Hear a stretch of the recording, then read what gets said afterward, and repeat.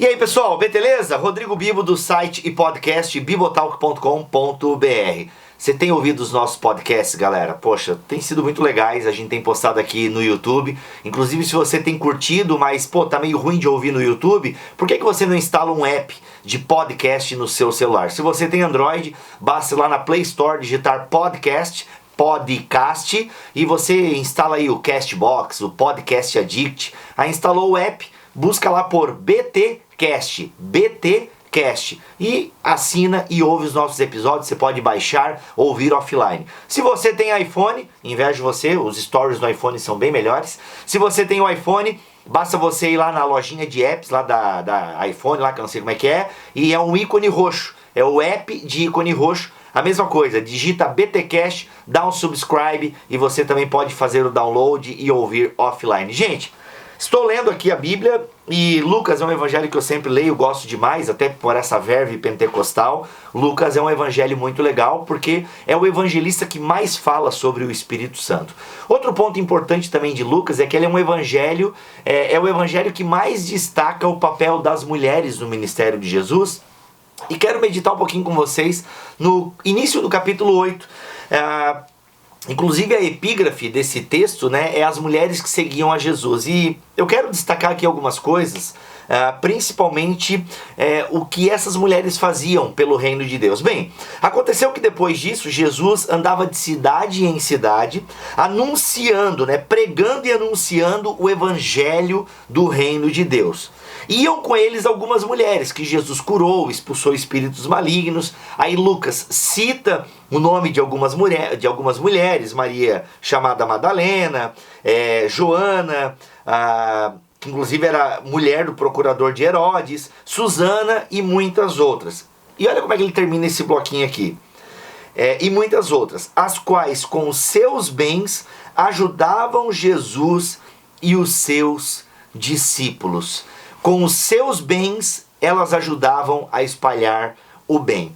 É incrível, gente, que Deus, na sua soberania, no seu poder, o dono da prata e do ouro, como alguns teólogos gostam de falar, o dono da prata e do ouro, o criador do universo, ele utiliza os recursos, os bens dos seus seguidores para espalhar a palavra.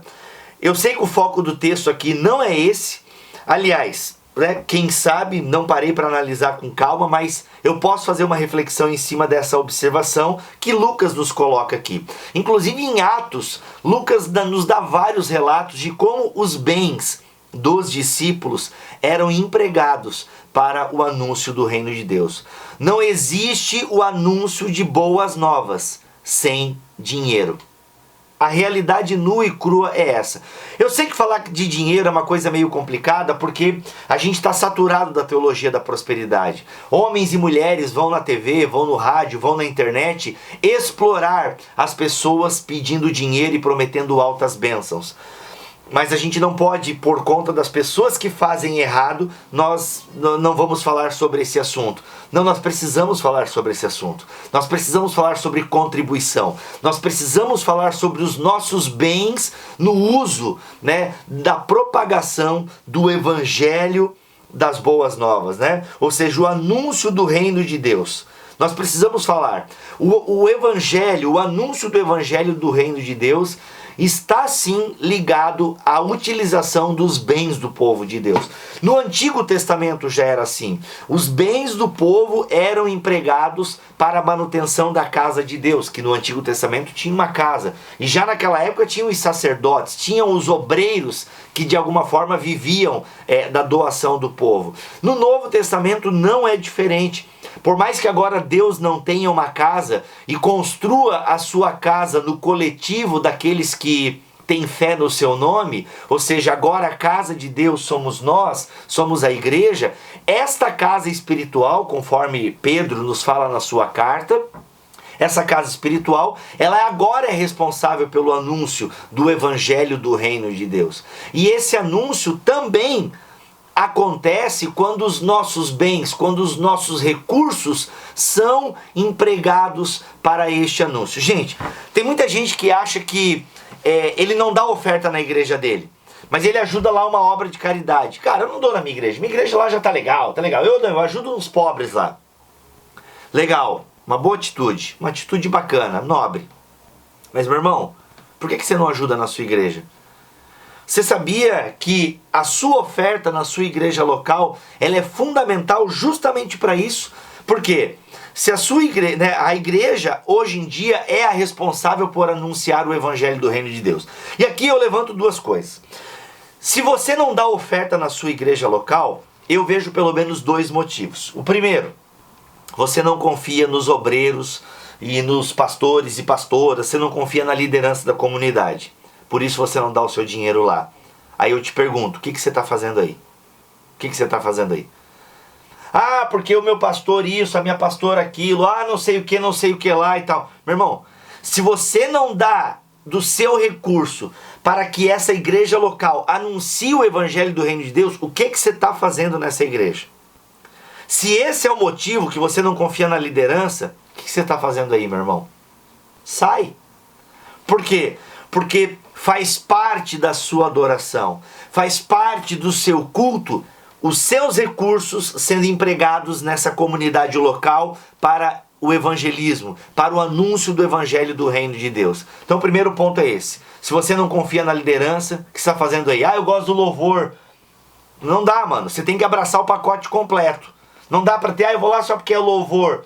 Agora estão usando um termo, até um dia eu vou gravar um vídeo sobre isso, dos poligrejados. Tem os desigrejados, galera que abandonou a igreja instituição, e agora tem os poligrejados. É a galera que vai em todas, né? Não, mano, você precisa ter uma casa local, comprometida com a palavra, uma igreja que esteja comprometida. Alguns falam assim, porque eu tô vendo o pastor com carrão. Cara, eu não sou contra pastor ter um carrão. Agora, é claro, se o pastor tem um carrão e a igreja não tem uma diaconia expressiva na cidade, a igreja não tem boas ações sociais, que na verdade eu digo que é ação social e diaconia, porque a gente não fica só dando comida, a gente anuncia o evangelho também. Então a gente faz diaconia, não ação social. Sabe, se a igreja não tem uma diaconia expressiva na cidade, aí, tem uma coisa errada mesmo. Agora, meu irmão, se a igreja tem bastante membro, o pastor é um bom administrador, mano, se ele ganha o dinheiro dele lá, se ele ganha 6 pau limpo, digamos assim, ele pode ter um bom carro, por que não? Aí você fica agora nesses detalhezinhos do carro do pastor, meu irmão, olha pra obra que a tua igreja tá fazendo. Agora, se tu olha, procura a obra e não acha, aí realmente é complicado. Então, meu irmão, vaza, que aí uma igreja só está querendo engordar com o dinheiro dos membros. Agora, se a sua igreja age, se a sua igreja tem uma boa ação social, né, uma boa diaconia, ela acolhe o órfão e a viúva, meu irmão, investe dinheiro aí. Outra, a igreja precisa investir em missão transcultural, precisa preparar e capacitar homens e mulheres para ir para fora. A gente não diz que o Brasil é celeiro de missionário, então vamos preparar essa galera. E a igreja precisa de dinheiro, meu irmão. As mulheres ajudavam com seus bens. Paulo agradece aos filipenses, valeu pela oferta que vocês me dão. Lição de casa para você. Leia aí 2 Coríntios 8 e 9. É uma teologia da oferta ali escrita pelo apóstolo Paulo. Você precisa dar. Aí o segundo motivo que eu vejo se você não doa na sua igreja é porque você não entendeu esse princípio que vem lá do Antigo Testamento. Como eu já expliquei várias vezes aqui, eu não penso que a gente precisa ficar falando de dízimo, irmão, tem que dar 10%. Não, a nossa justiça, Jesus vai dizer em Mateus 5:20, ela deve exceder a dos fariseus e dos escribas. O fariseu é que fica contando moeda. Não, eu vou dar 10% do que eu ganho. Quanto eu ganhei, vou dar 10%. Não, o coração convertido não conta moedas para ofertar na casa espiritual. Ele não conta moedas para ofertar na sua igreja local. Ele generosamente doa, conforme as suas posses, conforme as suas está no seu coração. Cada um doe conforme as suas condições. Agora, Paulo, quando fala lá em 2 Coríntios 8, ele fala, olha, os macedônios estavam caidão de grana, mas eles fizeram conforme eles podiam e foram um pouquinho além. Você está indo um pouquinho além na sua oferta? Você está indo um pouquinho além no uso dos seus bens para espalhar o bem? Galera, precisamos acordar para isso. Eu tenho pensado muito sobre isso. O quanto do meu dinheiro é utilizado em prol do reino de Deus? Gente, é isso. Deus escolheu agir dessa maneira. Deus podia ficar mandando anjo como missionário, velho. Bem melhor. Não ia ter custo de transporte, de alimentação. Só manda os anjos aí, mas não. Ele escolheu Nós. Inclusive ele se fez um de nós para nos evangelizar e agora nos usa para que a gente evangelize o nosso semelhante. E nós evangelizar é recurso, é dinheiro. Pergunta para um plantador de igreja o que ele mais quer. Ele quer ver almas rendidas aos pés do Senhor Jesus. E para isso ele precisa de dinheiro para fazer as suas ações, para construir as coisas, para mandar gente, para capacitar gente, para ele se preparar. Não dá para fugir disso, meu irmão. Então, abre o teu coração. E se você tiver um coração aberto a Jesus, se você for um convertido, automaticamente a sua carteira se converte também. E você não fica mais contabilizando, meu, quanto que eu ganhei esse mês? Ah, esse mês eu ganhei R$2.000. Então, beleza, R$200 está garantido para o Senhor. Glória a Deus. E aí ele dá o dízimo e ele... Meu irmão, minha irmã, coração convertido, carteira aberta. Os nossos bens. Eu não estou dizendo para você dar tudo e ficar falido e você também não poder se divertir ou alguma coisa do tipo. Não. Mas vamos ter um uso consciente do nosso dinheiro para a glória de Deus, tá bom? Deus abençoe todos vocês. Se gostou desse vídeo, passa para frente. Se não gostou, não passa. E se gostou, dá um likezinho, comenta aí embaixo. Isso ajuda a espalhar o vídeo aí pelo YouTube. O seu comentário é muito importante, né? Isso ajuda a espalhar o vídeo. Dá aquele like lá. É nóis, se inscreva no canal. Chegando a 50 mil vai ter muito sorteio aqui, beleza? Beijo.